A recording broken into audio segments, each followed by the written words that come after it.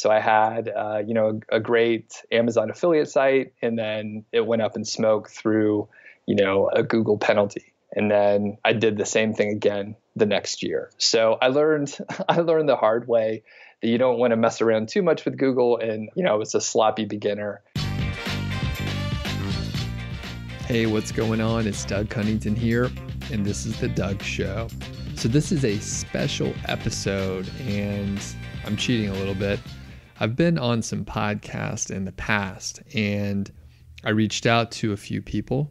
One of my good friends, Dom Wells, over at Human Proof Designs. I was on his podcast a little while back. Actually, I've been on his show a few times, and I highly recommend you do check out his show, the Human Proof Podcast. I'll, of course, put links in the show notes and all that good stuff. You could look it up, of course. It's super easy to find that. And Dom and his team, they're awesome. I know a lot of the folks over there. It's a good crew. They do good work.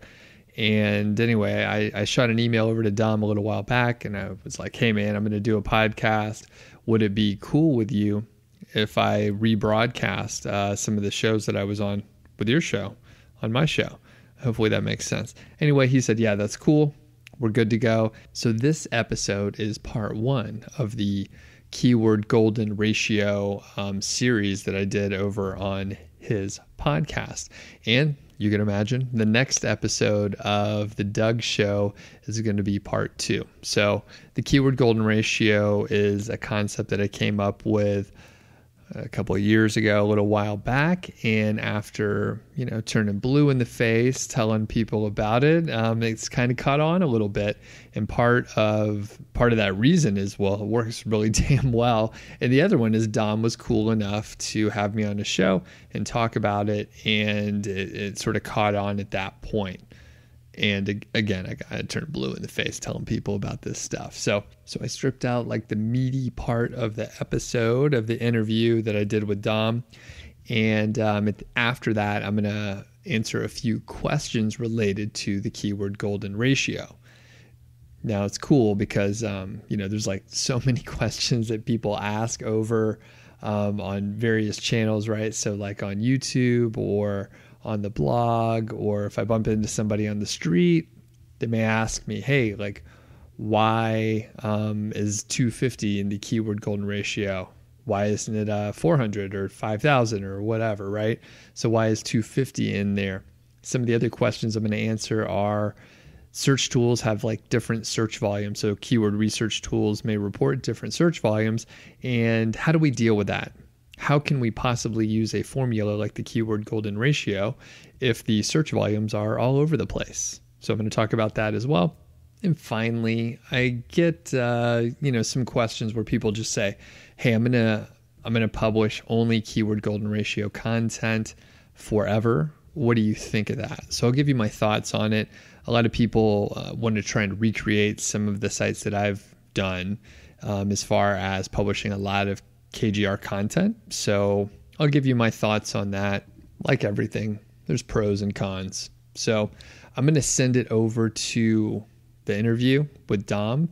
And of course, he's interviewing me. So it's sort of my opportunity to talk about myself a little bit more on my own podcast by cleverly using an interview from someone else's podcast. So thanks a lot, Dom.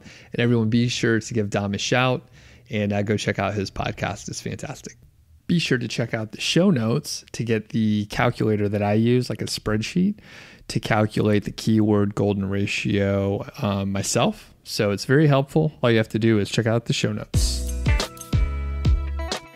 Doug is someone who I've followed for a couple of years now, so it's been really fun to kind of share this journey with him and see how his techniques and his method and his own business has grown. And likewise, I'm sure it's been fun for him watching me grow as well.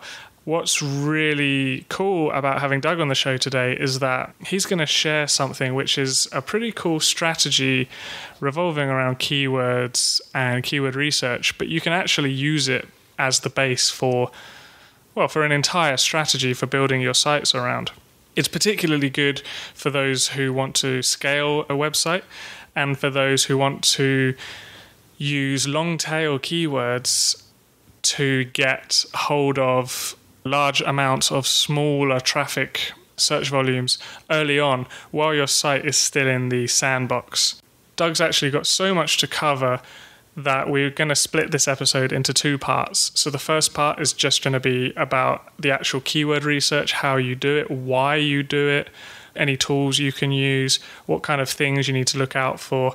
And he's also going to be sharing a ton of experience and knowledge along the way. And then in the next episode, we're going to be talking about how you take all of that keyword research and actually move forward with a content strategy. And again, Doug's got a ton of value to share with everybody there. So I'm not going to waste any more time. We've got some really good stuff to get through. So we're just going to jump in and I'm going to introduce you all to Doug. This is your first proper time on the podcast. I know you recorded like a 2-minute thing for me in a previous episode about mistakes made with niche selection. But since this is your first real time on the show, why don't you just take a few minutes to introduce yourself and talk about your history with online business and all of that? Sure. Well, thanks for having me, Dom. First of all, really appreciate it. I've been a reader and fan of yours for quite a while, so it's a pleasure to talk to you. I first got into niche sites, and I do say niche most of the time, so pardon that, but I got into niche sites about almost 4 years ago. And before that, I had no idea what a niche site was. I never worked with WordPress. I didn't even know what SEO stood for. So I was really coming at it fresh, and I learned a lot quick. I came through sort of the Smart Passive Income podcast and then through Niche Pursuits. So I think a lot of people end up taking that path. Now, before that, I did have a corporate job.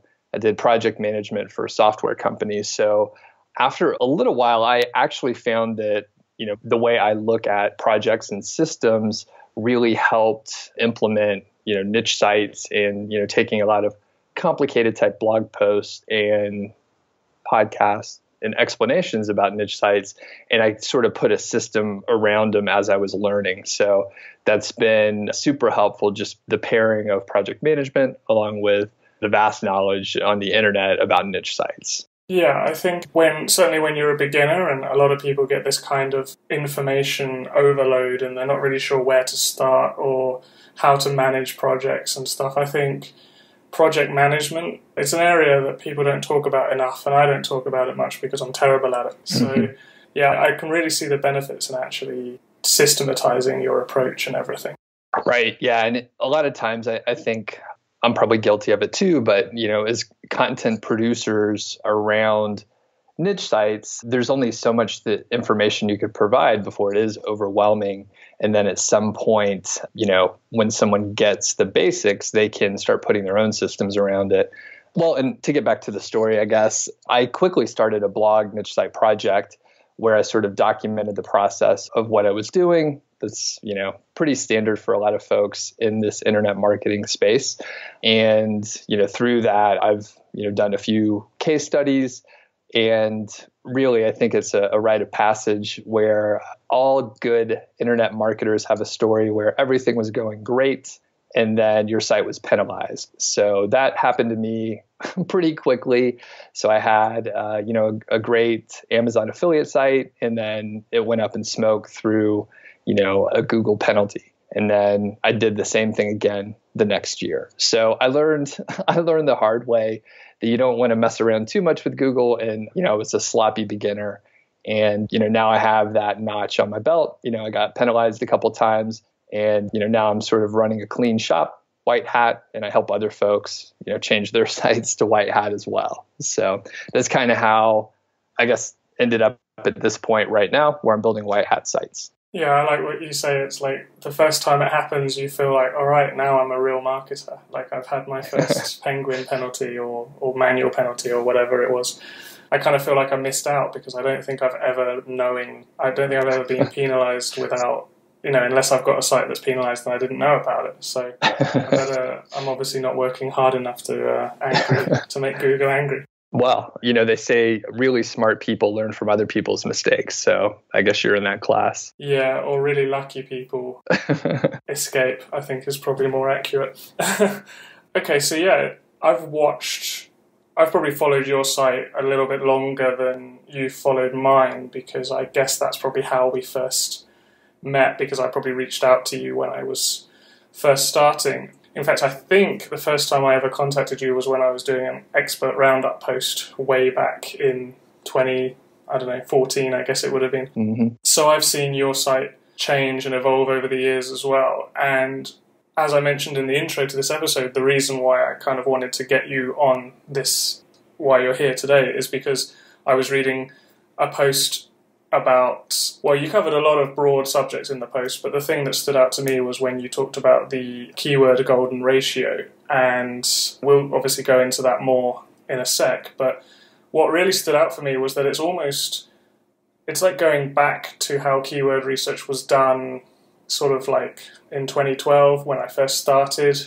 The emphasis was more about how many competitors you have rather than the quality. And then I think my keyword research changed when I read the Spencer Hawes Perrin case study, which, you know, so many people read, and I realized the emphasis should be on checking out the page one results and finding areas where the competition is not too strong. And when this happened, I kind of stopped focusing on like the number of competitors. I didn't really care whether there were 500 or 10 as long as I could get onto page one. So it was really interesting seeing you were having success and you developed this technique all around the kind of old school way of doing it. And it's definitely something really cool. So for those people who haven't read the article, do you want to kind of give a brief introduction of what it is? Sure. So, it's the keyword golden ratio, and I think you nailed it as far as being really sort of an old school approach to keyword research. So, a couple things to note. One, I'll explain it as well as I can in words, but oftentimes, a video and seeing it written out will help. So, I do want to mention, if you go to niche site project/human proof, you'll be able to check out the video and get a bunch of other like free goodies that will be helpful, I'm sure. So if it doesn't make sense when I say it out loud, you can check out the video that I have and I explain it in more context. So looking at the origins of the keyword golden ratio, we'll just call it KGR, by the way, for now, a little easier to get out. So I was in a sort of a mastermind group with a few folks, and I'll mention them here just because they gave me sort of the root of this concept. So it's Lewis Ogden, Quentin Hamp, Shauna Newman, and Rob Atkinson. So they're in the sort of blogosphere and niche site area. So you may see them around in Facebook groups and stuff. But they sort of gave me the original concepts for the KGR stat. And I'll go ahead and say what it is and then, talk about a little bit of, where it came from. So the keyword golden ratio is basically the all-in title, like search results, the number. And all-in title, if you haven't heard of it, is a Google search sort of advanced term. So it's one of the advanced searches that you can use, and you would type in all-in title, which is all one word, colon, and then whatever your search term is. And what it'll tell you is if those words appear in the title and sort of the meta title of a web page. So it's actually a manual search that you do have to perform in the Google search bar. So you take that all-in title number of results and you divide it by the local monthly searches. Most of the time we're talking about, US search results, but, if you're looking at another, Google database, then, plan accordingly, but the local monthly searches. Now, and I'll say it all together. So it's the all-in title divided by the local monthly searches, where the LMS, local monthly searches, is under 250. And the thing is, you want that ratio to be like 0.25 or less. Now, the thing is, when you look at this from, a higher level, what we're seeing that ratio represents is there are more people searching for a specific term each month than there are results on the internet.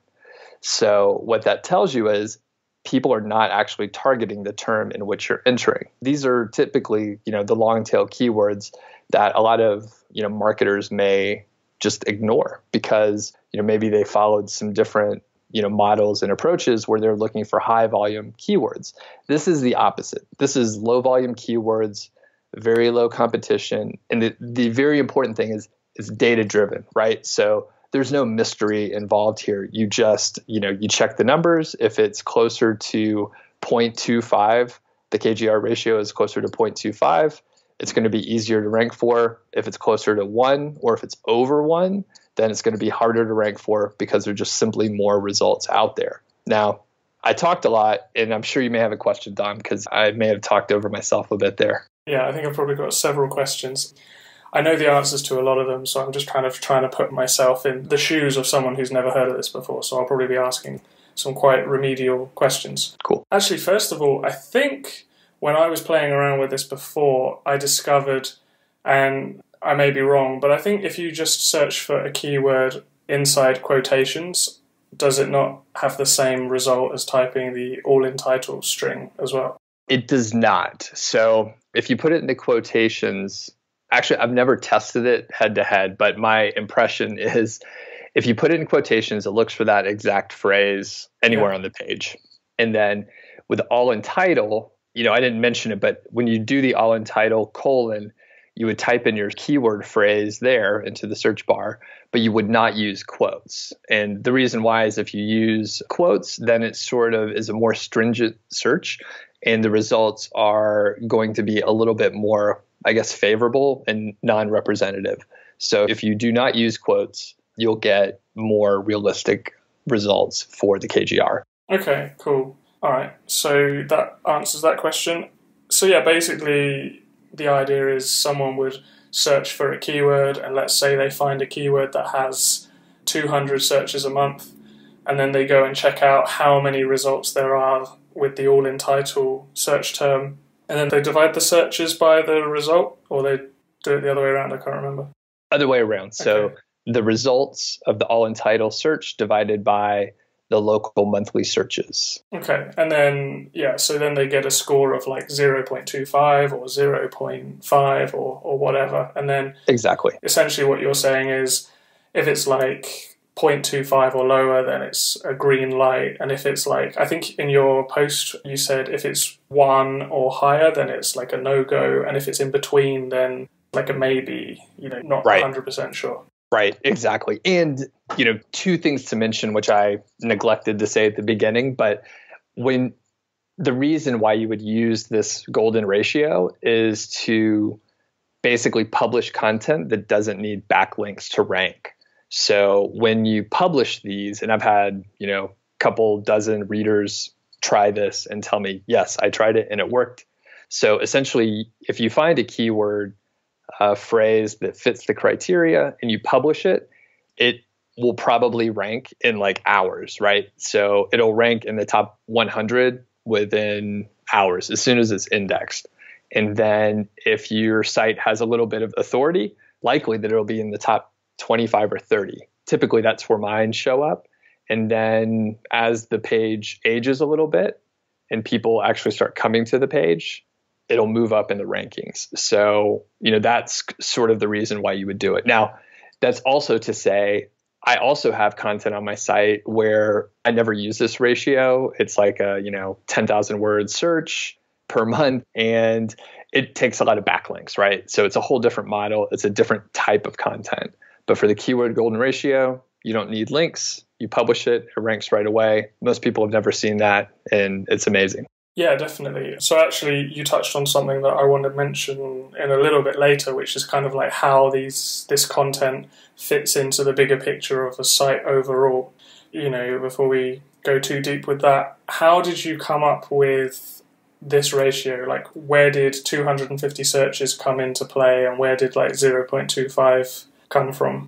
I'll try and give credit where it's due if I can remember, but it's a lot of like Skype conversations and chats with some of my friends. So the folks that I mentioned before, I think, Lewis Ogden is the one who mentioned the 0.25 ratio.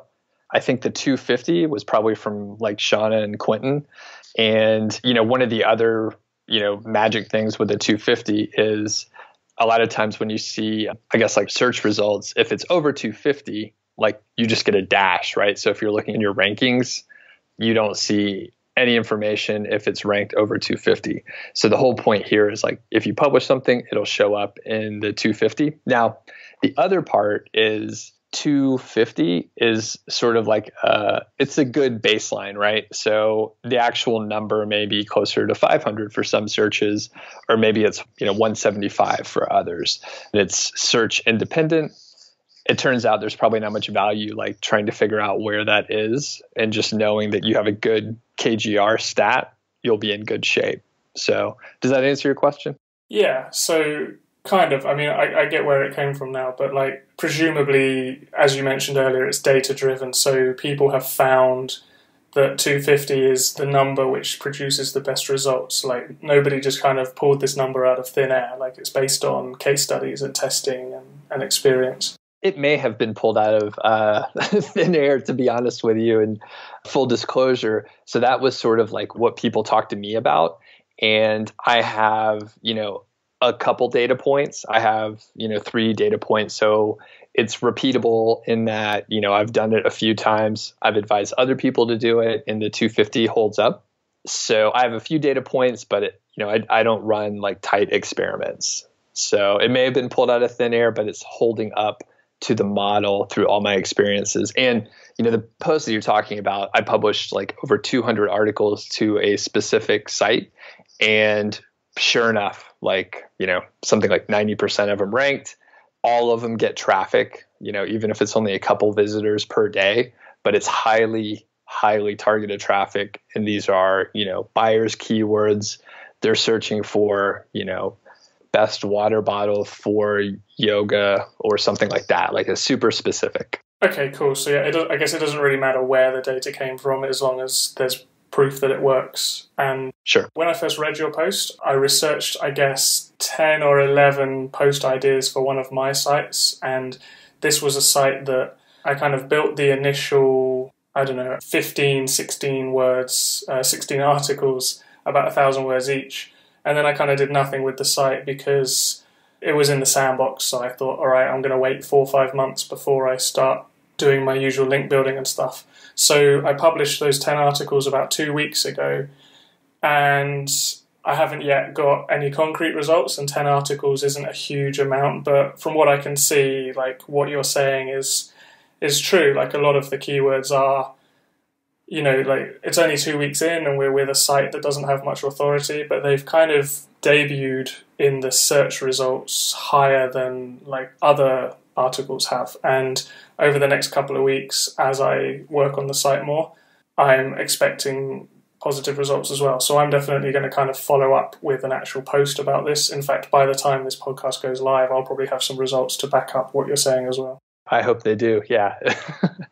You brought up a good point where, this is the KGR is probably the most useful for people with new sites, because if you're just getting started with niche sites or internet marketing, you see people with big results.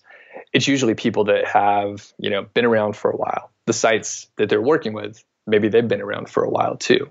So to start from scratch and be able to, first of all, get a post to rank, say in the top 50 or so, is kind of nice.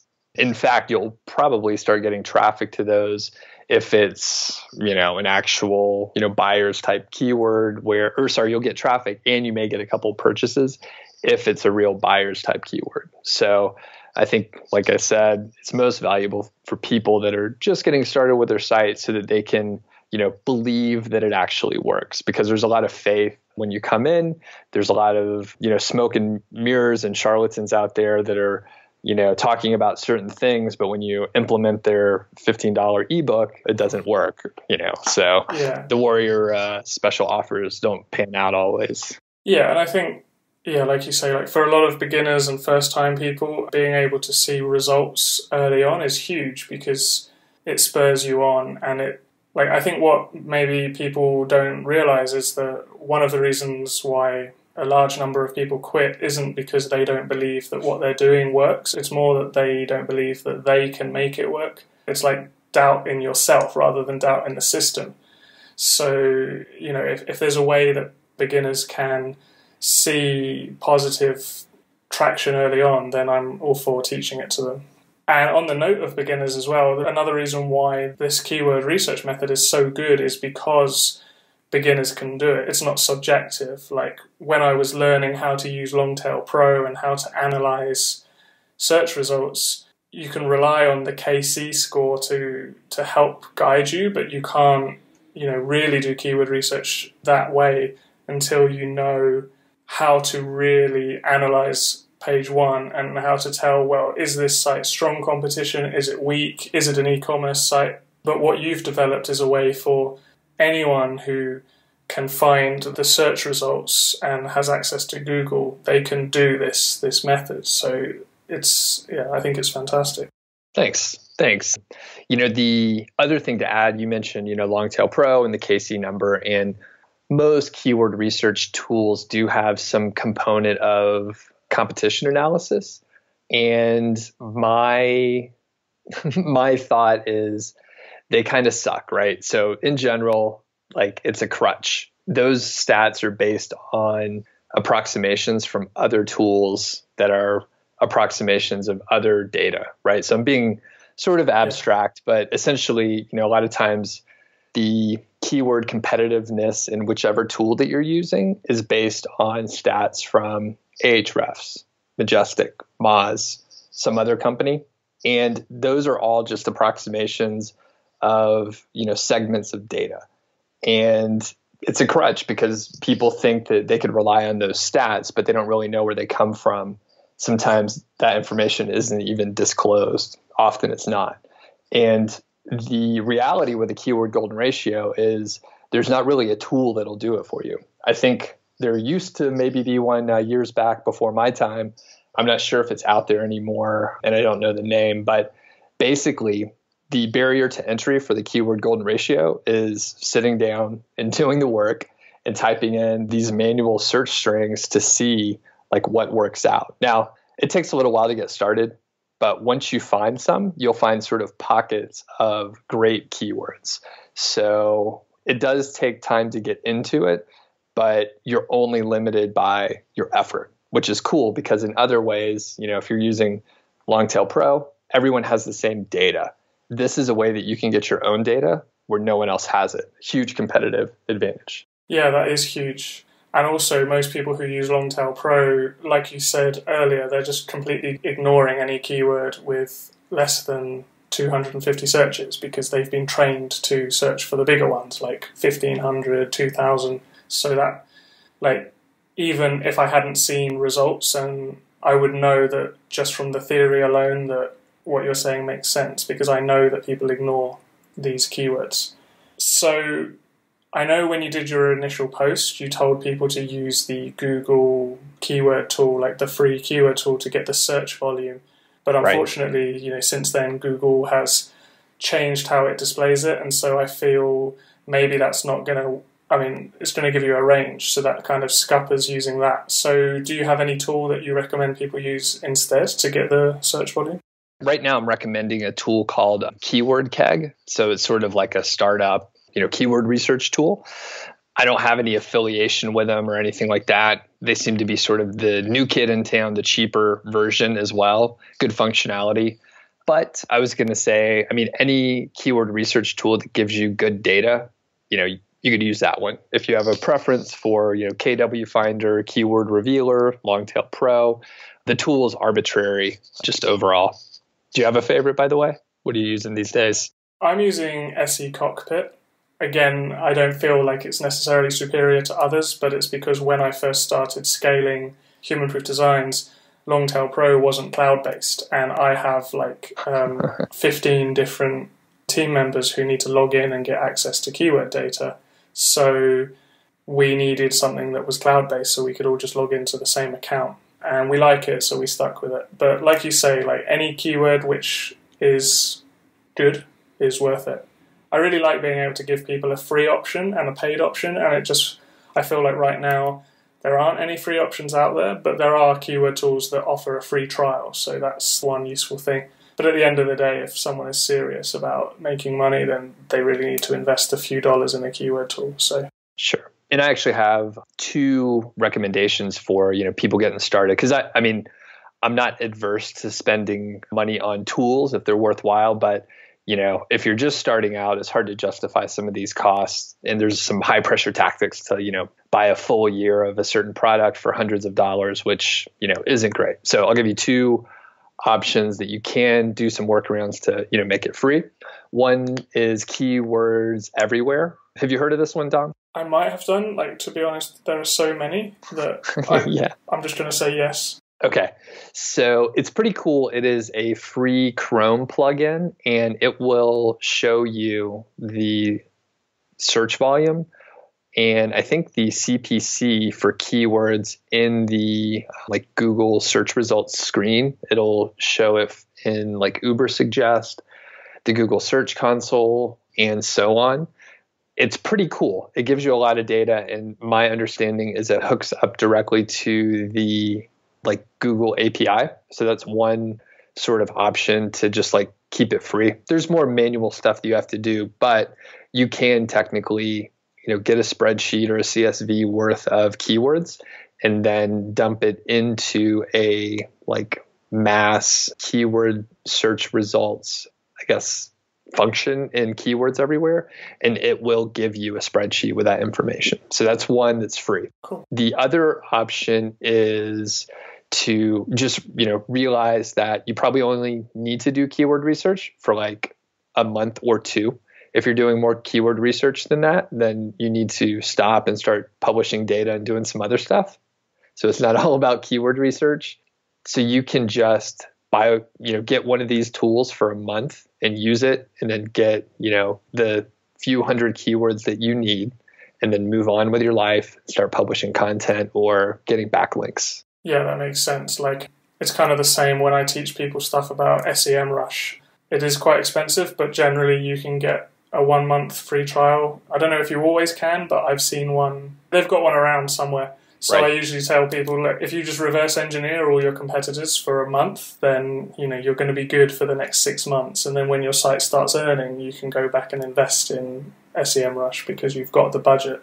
And that's the same kind of thing with using free keyword tools. Yep. All right, so we kind of know how to find these keyword KGRs.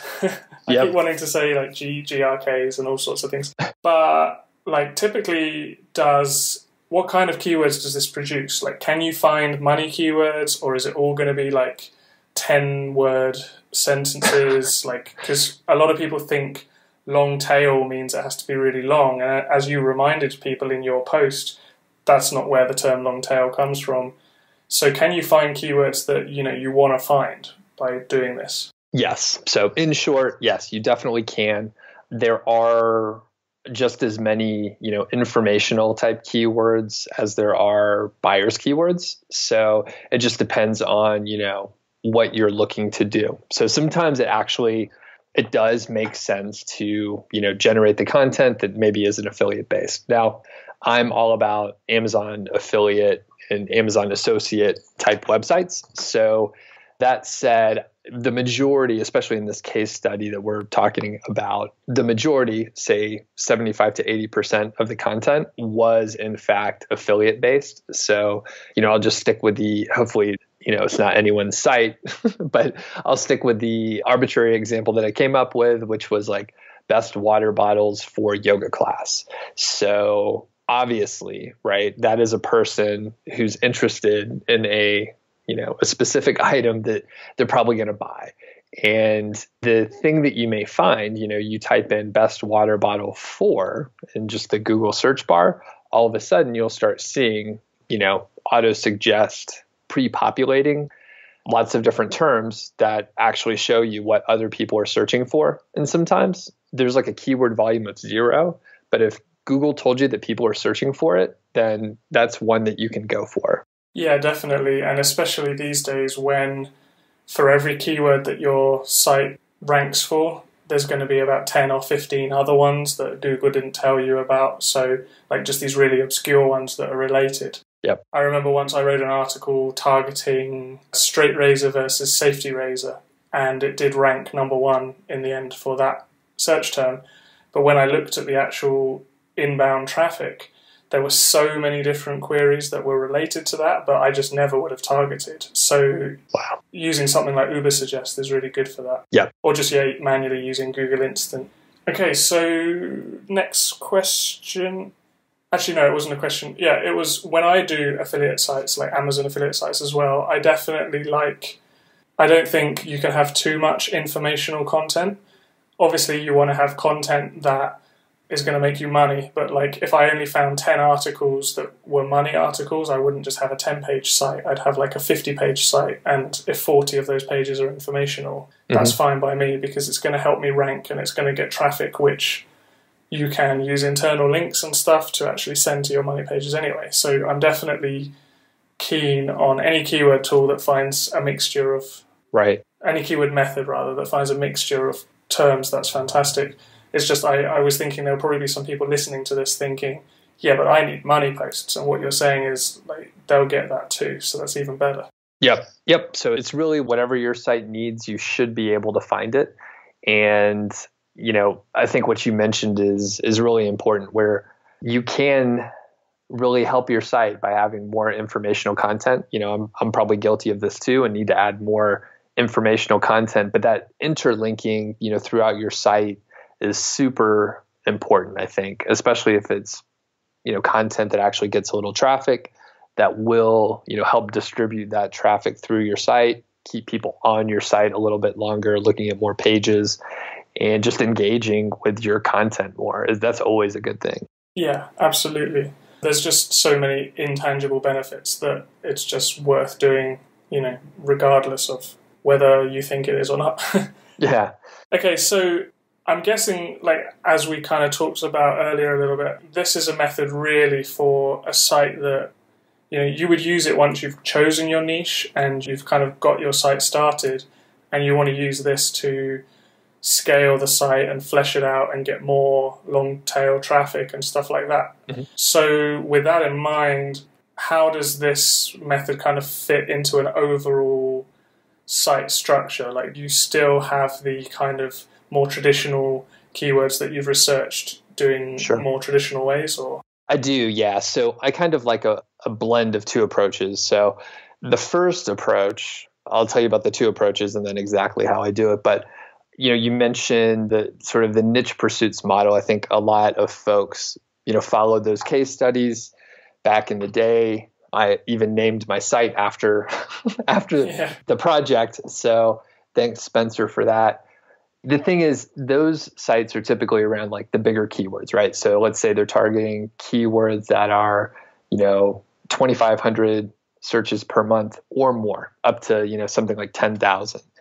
And those type sites they could be hugely profitable, but the sort of runway to get to that point and lift off it could be quite long because the competition is really tough. It turns out when a blogger talks about an exact model to do something, a lot of people do it. And that's what happened.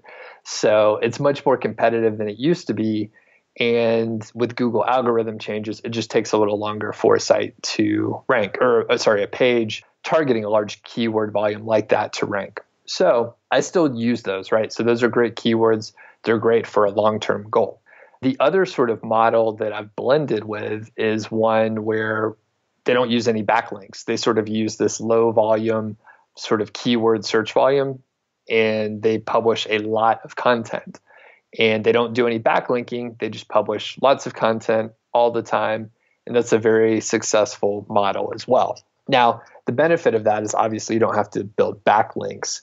And when we go back to that other model where it's much more competitive, you have to build backlinks. So it can be more profitable. A single article can be extremely profitable, but it has to have a lot of backlinks holding it up. And then the other model is just an extreme version in the opposite way. So I've blended the two where I have, say, 5 posts that are targeting these pretty competitive keywords, large search volumes. It's a long-term goal to rank those kind of pages. Then what I've done is, like I mentioned, I published about 200 articles. It wasn't all at once. It was over about 5 months or so.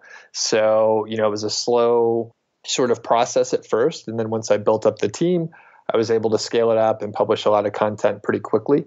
But essentially, I have these other, 200 posts that I don't have to build backlinks to, but it gets traffic and it really pushes like the overall site income up.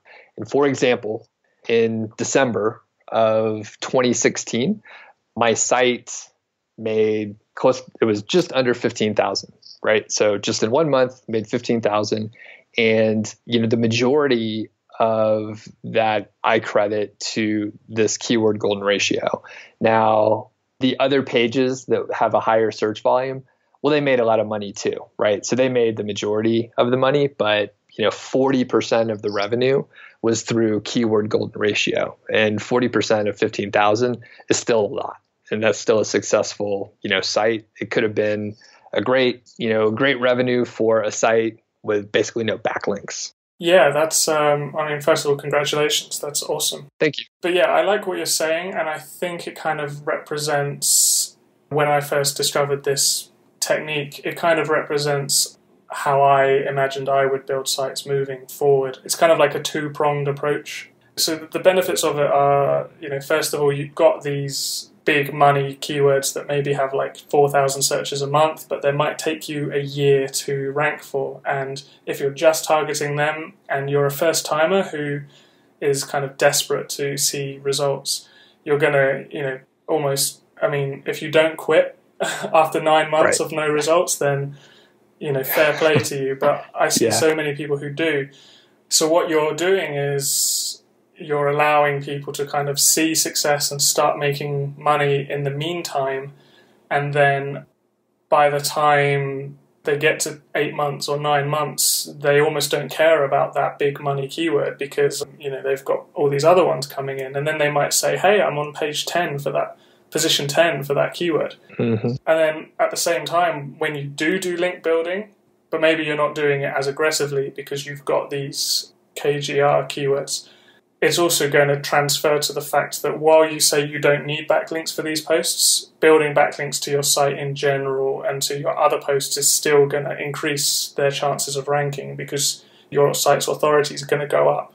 It's almost like guaranteed that they're going to rank.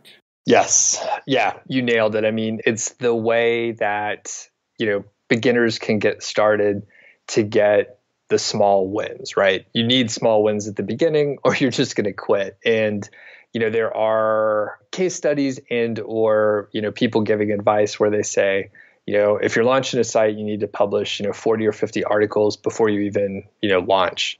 40 or 50 articles is crazy. That's a huge amount of content for, a beginner. And, if they actually accomplish it, again, like you said, kudos for them. That's a lot of willpower to, power through that and make the investment when you really are not sure about, the model. And I have a course that I do. And in the course, we look at sort of a project management approach where we use like ideas from agile project management. So we do sprints of work where kind of like you mentioned, Dom, like you publish 10 articles. Well, we say publish 10 articles, then go out and promote those 10 articles for a while. Go out and guest post, do some other activities for promotion, and then, come back and then you publish a little bit more. The big thing is if you go and publish 10 articles, do promotion, those 10 articles can go ahead and start getting traffic and go ahead and start earning money. Even if it's only, $25 a month at first, that'll ramp up over time. And it's the small wins that'll keep you going because like you said, the willpower is tough and, people can be persistent, but at some point, there's other external factors like, family and friends are asking you, why are you still working on this website? I thought it was supposed to make all this money and you're still publishing content. Cause I've heard it myself too, back in the day. So I guess I'm going on a tangent, but I think, you're right on the point there.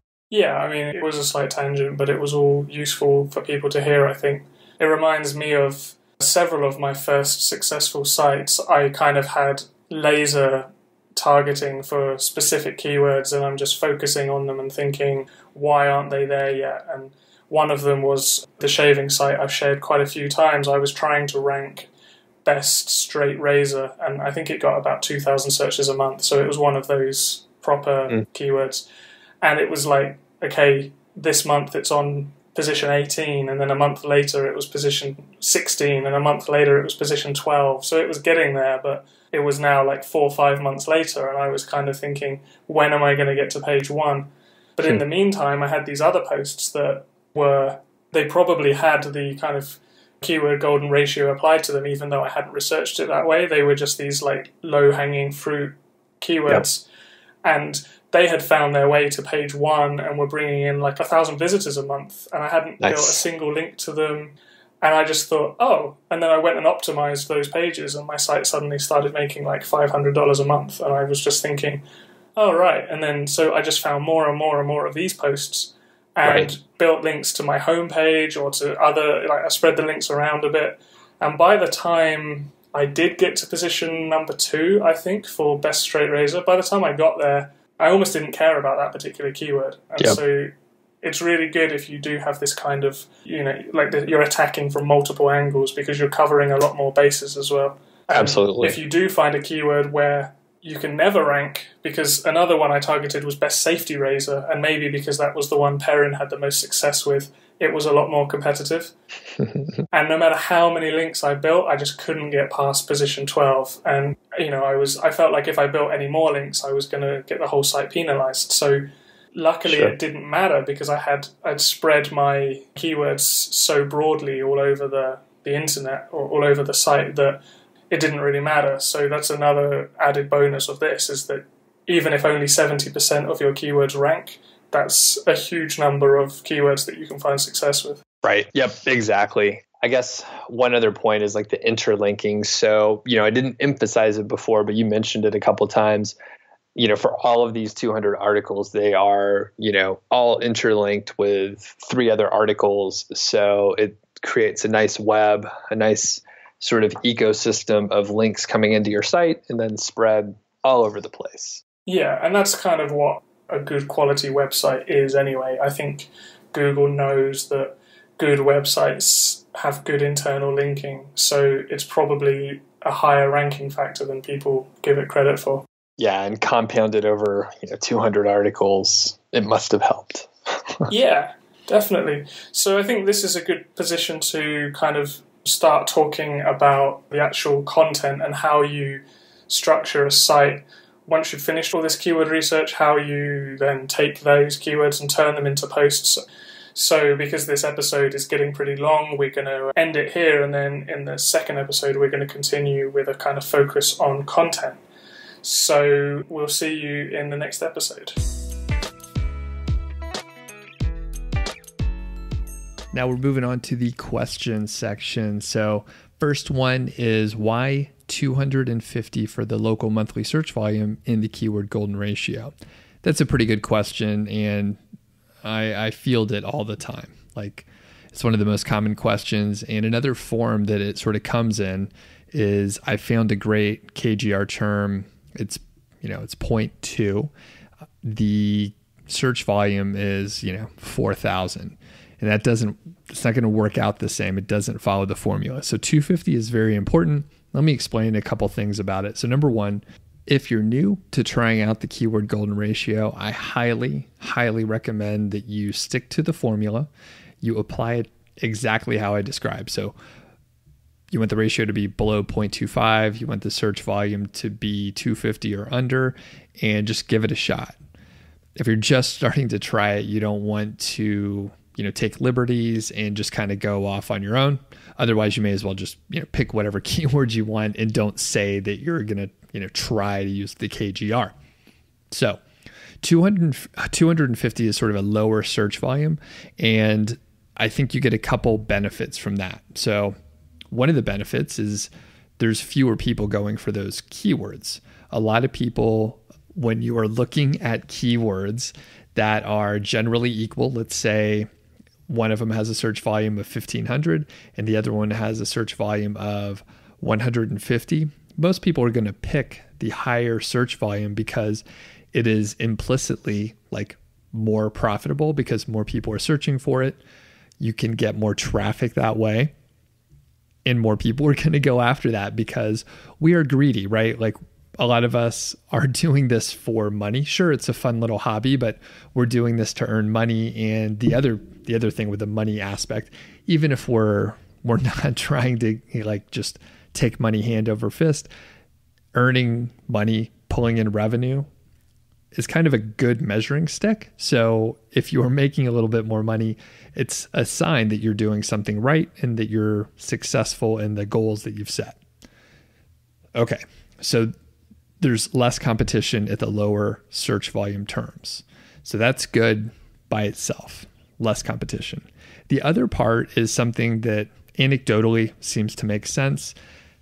I haven't done tests on it, but generally it seems like if you go after these lower volume search terms, you're able to rank them more quickly. There is rumors of a Google sandbox period where maybe you can rank in Google, you'll show up on Google within a few weeks, but it may be a very slow progression to rank higher. So you may be able to rank, say, a 5,000 search volume term in the top 50 within a couple weeks, but it is very unlikely that you'll be able to move into the top 10 or the top 5 within 6 months with a brand new site. Now, if your site's been around for a while, if you have a bunch of backlinks, then you may be able to rank more quickly. There's tons of caveats out there, but in most cases, people either have a new site or they have a site that maybe hasn't gotten a lot of love or attention over the past, few months or a couple years or whatever. So when you're going after a lower search volume term, it's highly likely that you're going to be able to rank more quickly than a higher search volume term, everything else being equal. All right, now I say everything else being equal, it's never equal. There are too many variables in every situation, every scenario. So in general, though, you're probably going to be able to rank more quickly with a lower volume search term. So that's why 250 is there. It comes into play just on a practical level. You'll probably be able to rank more quickly if your site's young, if your site's old, whatever. If you're publishing a new piece of content, you'll probably be able to rank more quickly if you're going after a lower search volume term. Test it yourself. I could be wrong in certain situations, and certain niches may be a little bit different and all that stuff. But in general, that's my observation. Next, when you apply the numbers, when you calculate it out, all right? So let's say the search volume is 250. All right, the search volume is 250, and you want the KGR, the ratio, to be 0.25 or below.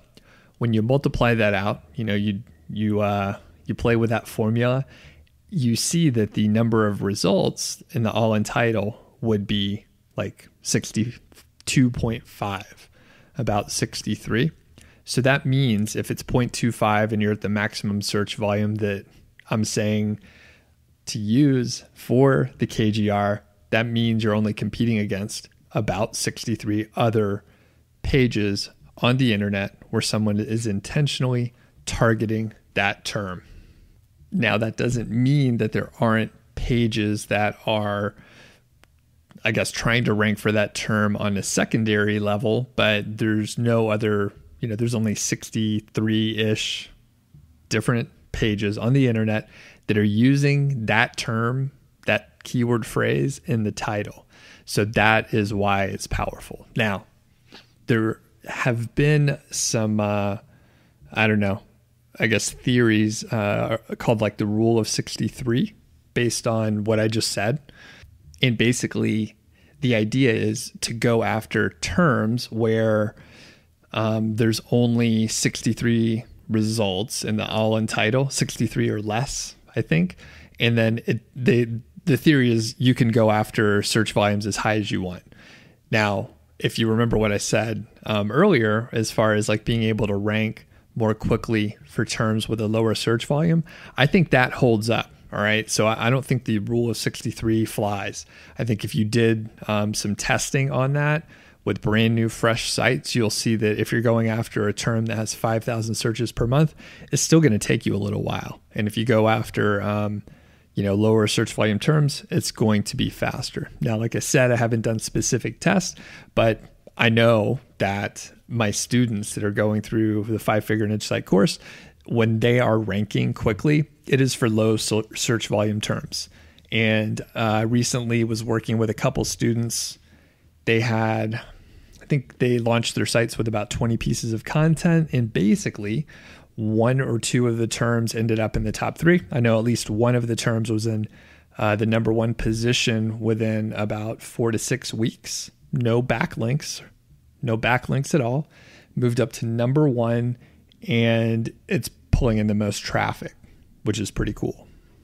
All right, next caveat for a 250 is this is it's a pretty strict formula, and I created the formula to be very simple, not too many variables, and I wanted it to be universal, right? I wanted people to be able to use it whether they were using fill in the blank keyword research tool. All right, and we're going to come to that in a second. So anyway, it's an aggressive formula. It's written that way for a reason. If you want to experiment with it, go for it. Test it out. However, like I said, if you're just starting to use the keyword golden ratio, stick to the formula at first, at least for the first 20 pieces of content that you're coming up with using the KGR. And then after that, you can, run some tests, start experimenting, and that sort of thing. Next question is closely related. So a lot of keyword research tools have different search volumes reported. And I'm telling people to use a formula, use the keyword golden ratio formula. I'm telling you to be exact. Stick with 250. You want it to be under 0.25. I'm pretty explicit about what you should do to use the KGR. However, it's brought to my attention, and I know this, that these tools have very different search volumes. And here's the deal. The formula is quite aggressive. All right. It's very aggressive for a reason. Part of that reason is all these keyword search tools have different algorithms they use. So at best, you're getting an estimate. Even Google, right? So Google, they have all the data, right? They have all the data for the number of searches, and that is still an estimate. So typically, like in the past, they were providing like a 12-month average on the Google side. And by the way, if you're just using like the keyword planner and you're not running ads, you'll just get some big range. Like I think it's like a magnitude of like 10, right? So you'll get a range that's basically useless. It'll say like 10 searches per month up to 100, or 10,000 searches up to 100,000 searches. So it's pretty much useless unless you're running ads. There are a lot of keyword research tools you can use. A free option is Keywords Everywhere. It's just a browser extension, but it does the job. By the way, I have a few videos out on YouTube. I'll put some links in the show notes, but I go over a couple tools that you can use. And in my opinion, it doesn't really matter what tool you use. It really doesn't. Just pick a tool and stick with it. Now, as I mentioned, each one of the different tools has a different algorithm that they use. So I'm just going to make up some hypotheticals here, but I'll mention some tools that I like.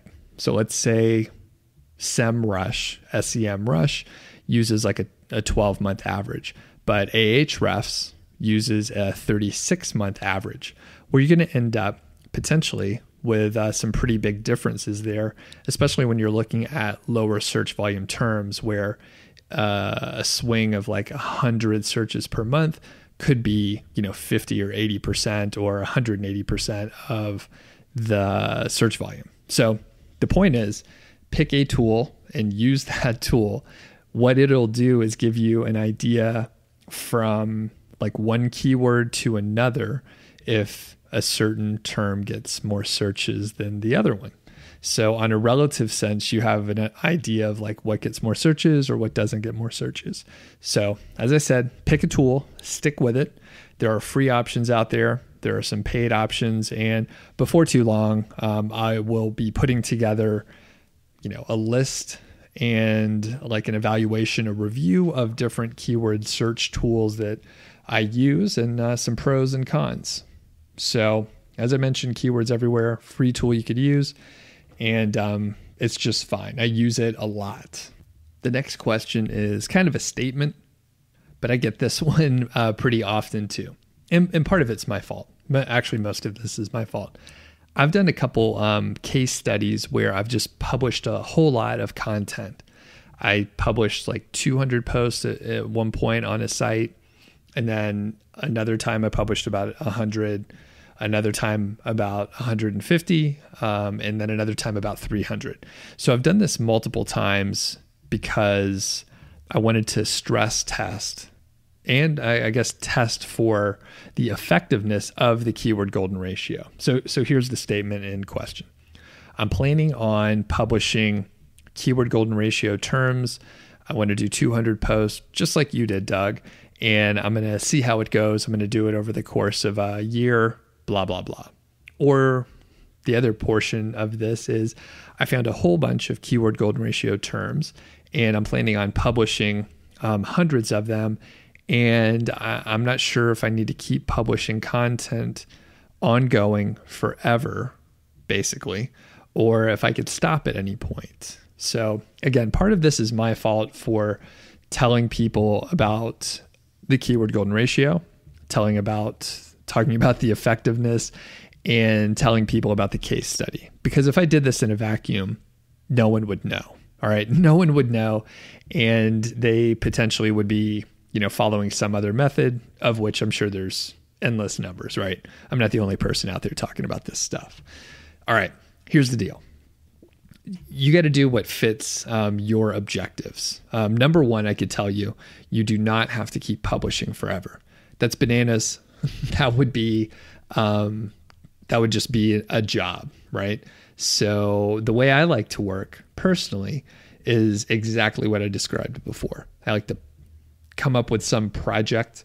I like to put a system around it, put a framework around it, come up with a system to execute it, and then just do a shitload of work for X amount of time. You got a finish line ahead of you, and then I drive to the finish. Now, a lot of people try to flip the framework on this and say, all right, I want to publish 200 articles. I want my goal to be, $10,000 a month.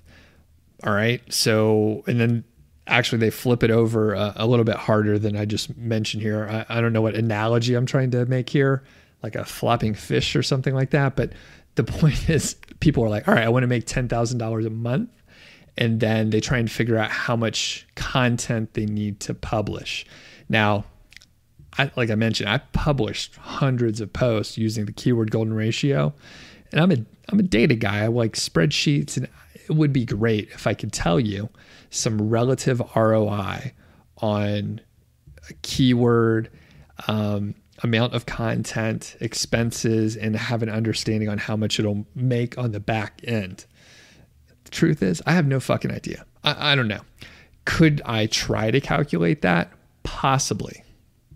I don't think it's very valuable though. So let me explain why. Number one, tracking it would kind of be a nightmare. And to track it properly, you would have to track properly from the very beginning.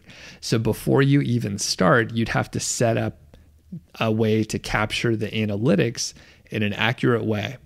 The other part that is, not very effective is, or at least it would be hard, is let's say I'm tracking clicks to Amazon.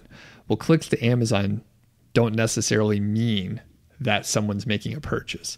Yes, we could track the clicks to Amazon and then the revenue on the back end and have, a correlation between the clicks to Amazon and then the earnings and all that stuff.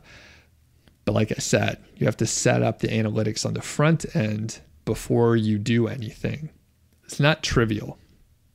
At least I don't think it's trivial to set up the analytics properly. So I never set up the analytics properly.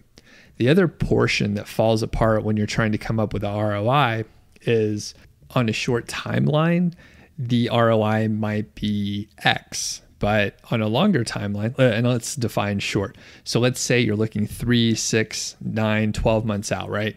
A year, let's even say 18 months. All right. We're going year and a half out. What's the ROI on one piece of content? So we could come up with some assumption. We could test it. We could figure it out. However, let's say instead of an 18-month period, let's say you're looking at 4 years. Well, after you earn money, right? After you hit the ROI for like that one piece of content and you're even, and now you're making money, all the money you make in the future now accounts to the ROI. So if I came up with some ROI value after 6 months, it would be some value.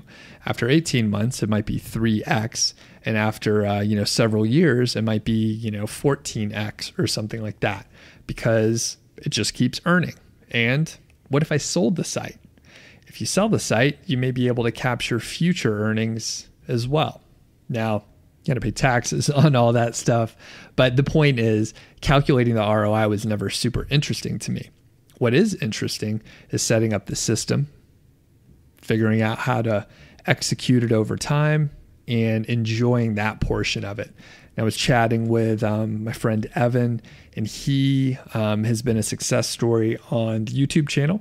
I recently did an updated interview just to see what's been going on, and he's making about $7,000-8,000 per month, at least currently in January of 2019.